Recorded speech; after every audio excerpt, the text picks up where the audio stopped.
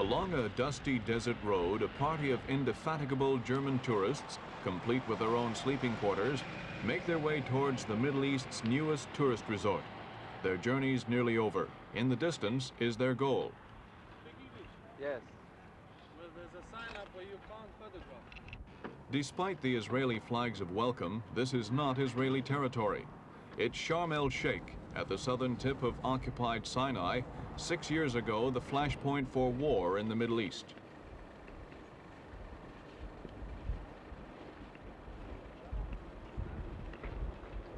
Life at Sharm El-Sheik is still pretty rudimentary, despite more than 5 years of Israeli occupation. There are few permanent buildings, and visitors have to be accommodated in caravans or tents. But that's not stopped the most determined tourists from coming to enjoy what Sharm El-Sheik has plenty of: sea, sand, and sunshine, plus a feeling of splendid isolation.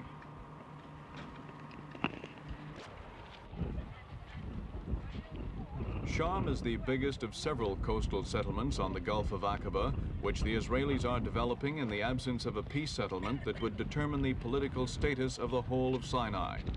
Their hope is that as the new resorts take on a more permanent character, they will attract an increasing number of holidaymakers interested in swimming, skin diving, fishing, and sailing in the quiet, unpolluted waters of the Gulf.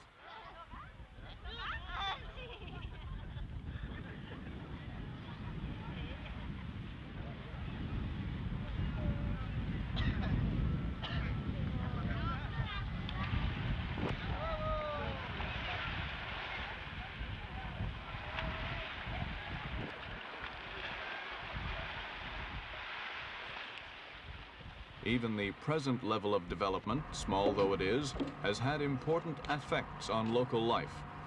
Bedouin tribesmen who for centuries have led a nomadic existence in the desert are now beginning to settle down to more permanent jobs in the caravan motels and beach cafes. In most cases, the transition's been a profitable one. Life is no longer such a relentless struggle against the elements.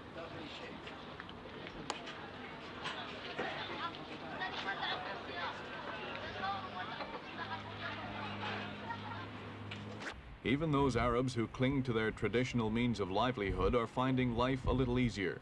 These fishermen, for example, are no longer interested solely in subsistence. They've been introduced at last to a market economy, and the money in their pockets is tangible evidence of its exciting possibilities.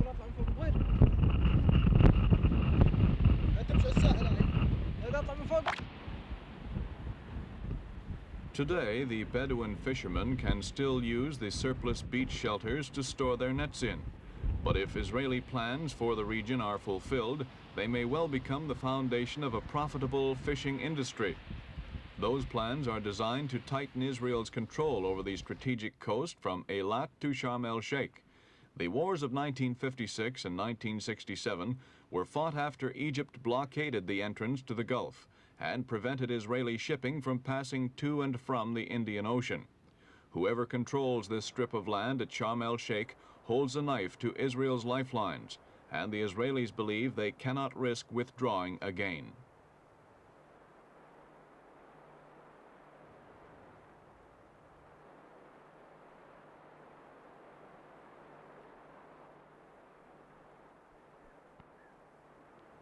Having apparently taken the decision to stay in Sharm El-Sheik, the Israelis are now in the process of putting down permanent roots. And this is their vision of the future. It's a model of the city of Ophira, a space-age, centrally air-conditioned town named after King Solomon's biblical land of gold. When it's finished in 10 years' time, it will have apartment blocks rising 14 stories above the desert sand and piped ice water laid on to every home. Ophira isn't just a pipe dream of some nationalistic Israeli architect. It's already becoming reality. These 4-story blocks will be ready for occupation in a few months' time. They're the first of 300 housing units that will be occupied by the end of next year.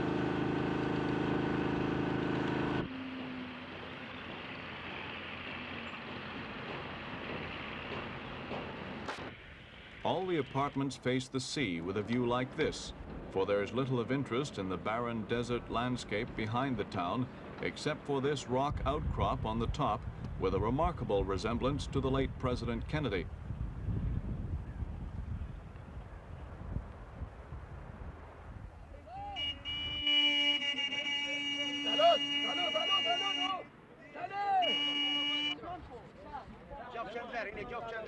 Early morning at the laborers' base camp a few miles from Ophira.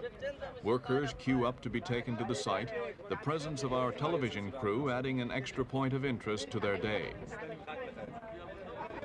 Working all day in the fierce Sinai sun is an exhausting business, and these men are well paid for putting up with the discomfort. The best tradesmen get about 3,000 Israeli pounds a month, 3 times the national average, and 1,000 pounds more than Israel's Prime Minister.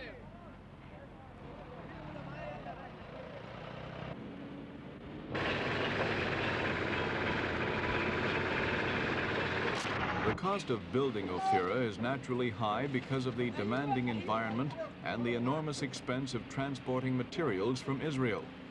The first 1,000 housing units to be completed in the next 4 years, together with the supporting social services, will cost Israel's Ministry of Housing 180 million Israeli pounds, about 18 million pounds sterling.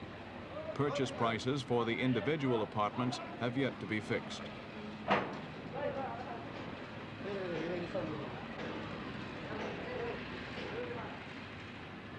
Ophira provides some ironic comments on Arab-Israeli relations. While their governments refuse to talk to each other, both Israeli and Arab are working side by side here to build an Israeli city in an Arab land.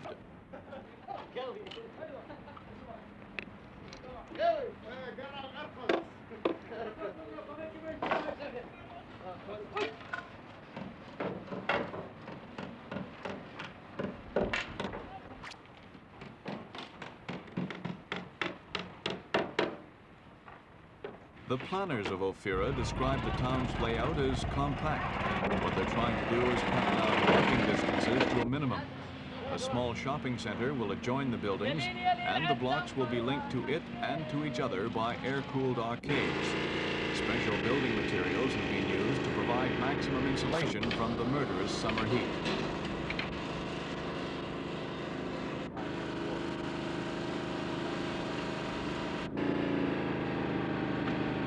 The biggest obstacle to the city's expansion is the limited supply of fresh water, all of which is produced by desalinating seawater. 2 plants presently supply 500 cubic meters a day, and several more will have to be built.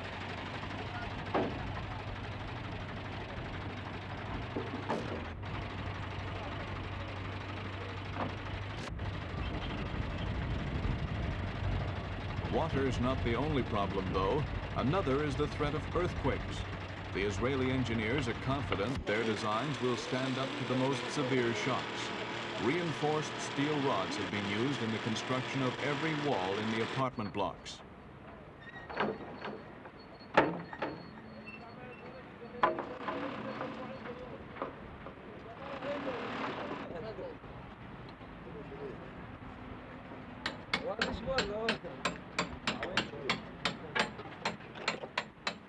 Residents for the new city will have to be approved by a local committee. The first batch will probably include people already working in Ophira and Army and Navy personnel from the nearby bases. It shouldn't be forgotten that Ophira and Sharm El-Sheik will remain outposts of Israel, even in the unlikely event that Israel's possession of them is confirmed in a future peace treaty. The Israelis themselves are under no illusions that the security of these communities will have to rest on the army, and the new road they've built through Sinai can bring troops as quickly as it can bring tourists.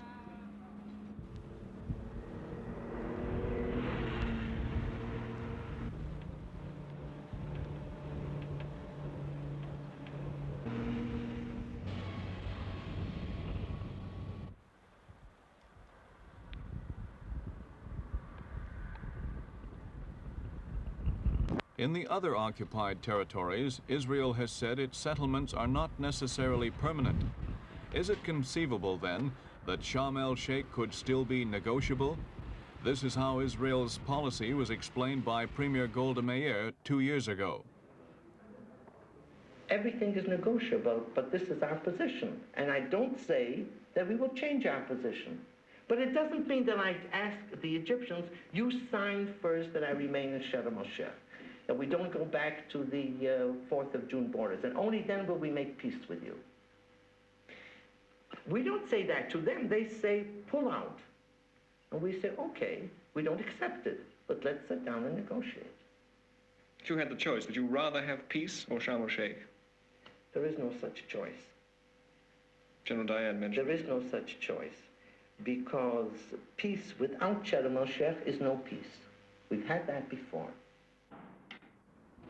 In the 2 years since that statement, Israeli policy hasn't changed. But the most telling indication of Israeli intentions can be seen right here in Ophira. When it's finished, this particular site won't be a garage or a car park or a laundry room. It will be a communal underground bomb shelter. And the Israelis are not likely to be building that just to hand it over to the Arabs.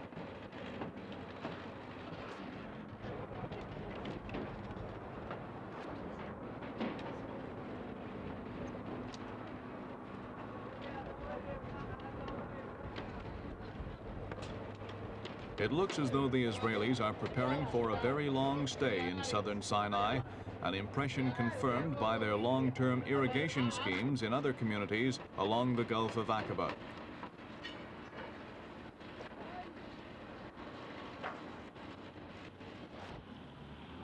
In the future, more and more tourists in their air-conditioned coaches are likely to make the long trip through Sinai to Sharm El-Sheik. Their journey will end like this, weaving along the dusty tracks between rows of barbed wire that once marked the boundaries of Egyptian minefields.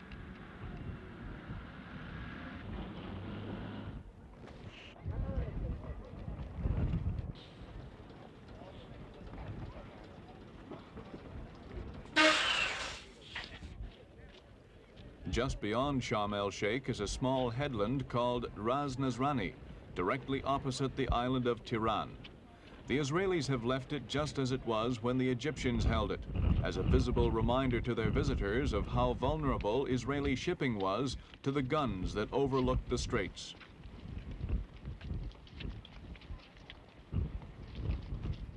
For Israeli tourists who make the journey south, Rr7310A has already become almost a place of pilgrimage. And behind their casual snapshots lies an iron determination not to allow this strategic area ever to go back to the Arabs.